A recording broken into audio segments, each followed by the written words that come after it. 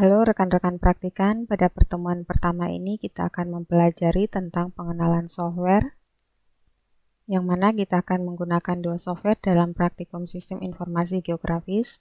Yang pertama adalah ArcGIS dan yang kedua adalah Quantum GIS.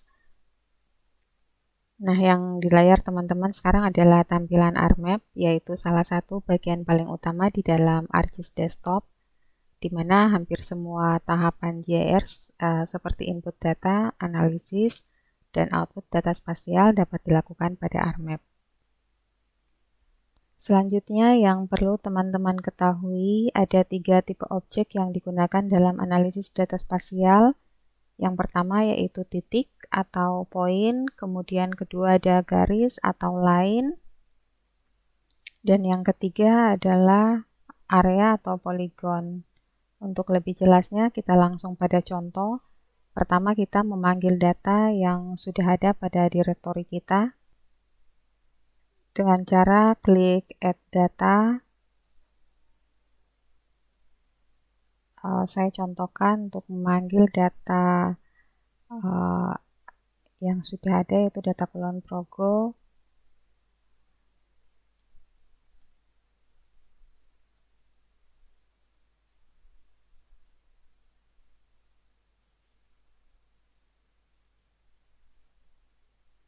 Ya, ini adalah data titik atau poin.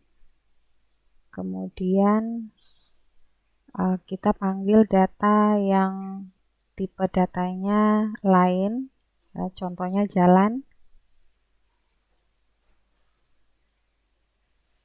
Kemudian tipe data area atau poligon, contohnya adalah kecamatan.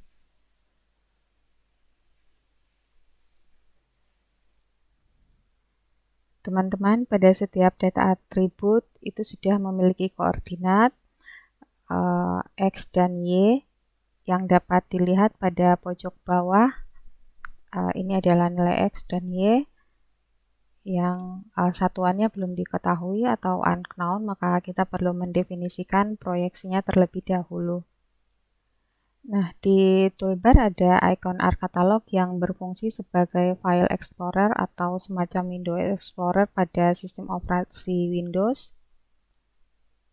Kemudian ada ArcToolbox yang merupakan kumpulan alat bantu yang disediakan untuk melaksanakan operasi-operasi tertentu.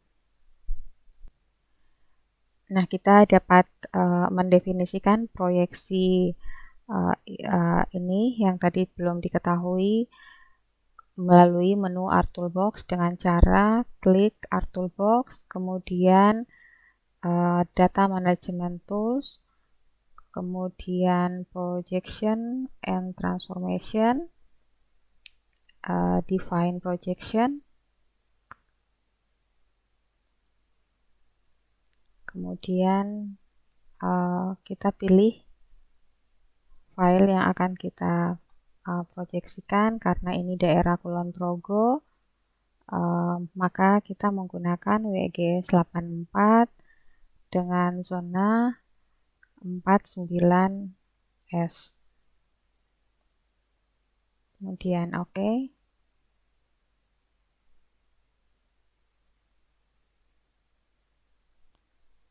Cara lainnya adalah teman-teman bisa klik di View, kemudian klik Data Frame Properties, kemudian klik Projected Coordinate System, kemudian kita pilih UTM, WGS84, dan pilih 49S. Nah, sekarang teman-teman sudah bisa lihat ini satuannya dalam bentuk meter. Nah, teman-teman, setiap data spasial atau tipe data ini memiliki atribut yang teman-teman bisa lihat pada data tabularnya dengan cara klik kanan, kemudian Open Attribute Table. Ini adalah informasi dari fasilitas kesehatan berdasarkan data poin. Kemudian demikian pula kalau kita ingin melihat yang jalan, ini juga ada datanya data atributnya. Untuk yang area ini ada atributnya kecamatan, kabupaten, provinsi, seperti itu. Nah, teman-teman jika ingin mengetahui lebih detail salah satu data, misalnya khusus untuk Vaskes kesehatan, untuk Vaskes Kulon Progo ini kita nonaktifkan, kita uncentang yang jalan dan yang area. Kemudian kita lihat pada tabelnya, Anda bisa select, jadi kita bisa tahu ini posisinya di mana untuk yang Puskes perawatan 1, demikian pula data-data yang lain.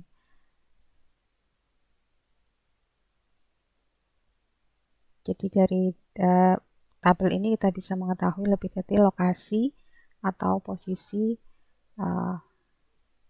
dari data yang ingin kita lihat.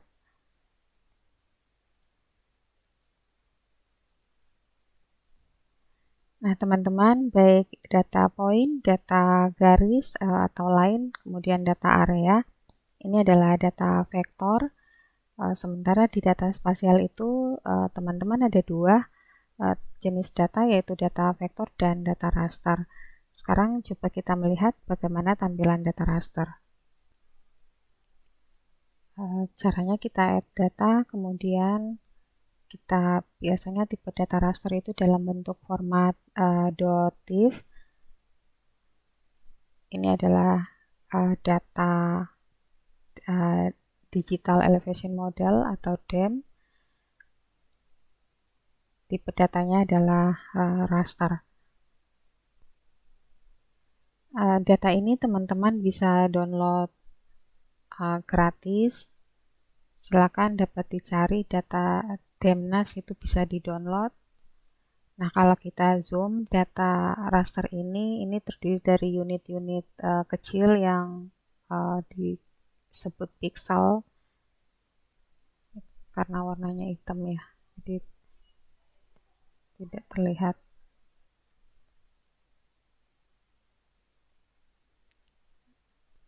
Nah, selain ini citra juga, jadi coba kita contohkan untuk menampilkan data citra.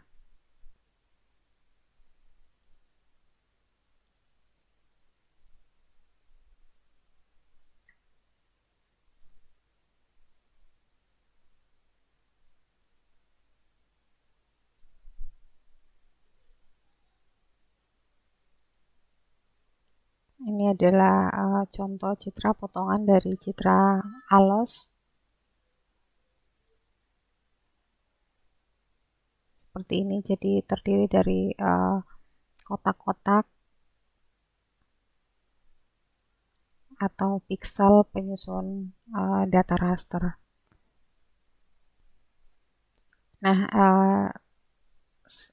kita lanjutkan yang raster ini sudah georeference, jadi sudah proyeksinya sudah sama dengan data vektor yang jalan dan Vaskes, kemudian yang area. Jadi kalau kita overlay, kita tumpang susunkan, bentuknya seperti ini.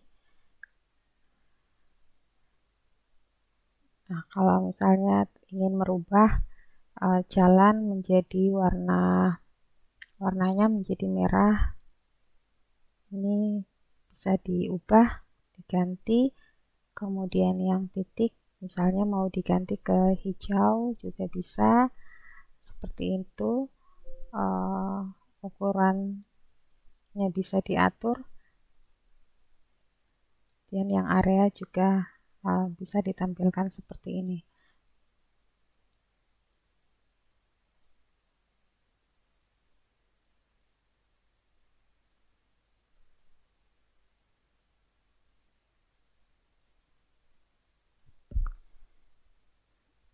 Nah, data DEM ini memiliki informasi ketinggian. Di sini sebenarnya ada nilainya, jadi makin putih ini makin tinggi atau makin curam topografinya, kemudian yang hitam ini makin rendah. Nah, kita bisa melihat nilai ketinggiannya itu dengan cara klik identify, kemudian klik sembarang di mana saja ada nilai pixel. Jadi location ini adalah nilai koordinat, informasi koordinat X dan Y-nya. Kemudian yang pixel value ini adalah ketinggian dari permukaan di atas permukaan laut. Jadi kalau kita klik yang hitam misalnya, ini ketinggiannya 97, kemudian yang ini lebih tinggi, itu 765.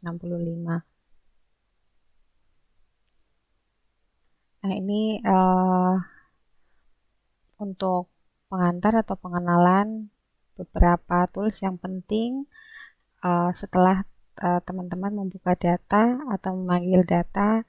Yang perlu dilakukan adalah menyimpan. Jadi jika menyimpan data ini dalam bentuk ekstensinya MXD, jadi bisa disimpan pada direktori teman-teman.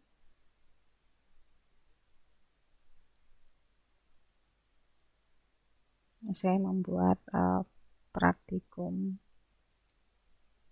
SIG 2021, kemudian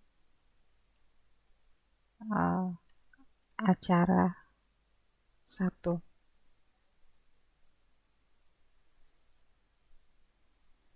Nah, untuk pengenalan RMap cukup. Kemudian kita akan pindah ke pengantar atau pengenalan dari software QuantumGIS. Nah, menu-menu yang lainnya ini akan teman-teman dapatkan pada pertemuan atau acara berikutnya. Seperti menu editor ini akan digunakan pada acara khusus digitasi. Kemudian ada georeference juga yang teman-teman akan mengubah data gambar menjadi data yang memiliki reference sehingga bisa memiliki atau menghasilkan memproduksi data SHP. Baik teman-teman, di video selanjutnya kita akan mempelajari tentang georeference, yaitu menambahkan koordinat pada data JPEG atau gambar.